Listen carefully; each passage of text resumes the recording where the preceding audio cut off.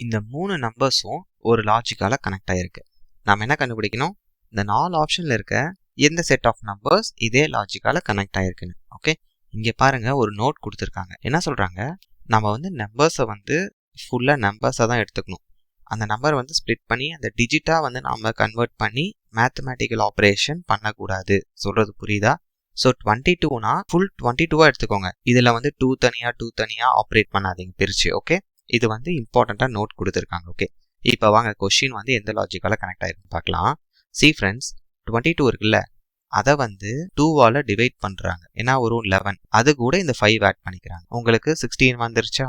இதே லாஜிக் இந்த 4 ஆப்ஷன்ல இருக்க எந்த நம்பர்ஸ் ஃபாலோ பண்ணுதுன்னு பாருங்க. ஆப்ஷன் சி வாங்க ஃப்ரெண்ட்ஸ். ஓகே, ஸோ 42 இருக்கு. 42ஓட பாதி என்னது? 21. அது கூட 9 ஆட் பண்ணுங்க, 30. ஸோ அப்போ ஆப்ஷன் சி தான் கரெக்ட் ஆன்சர்.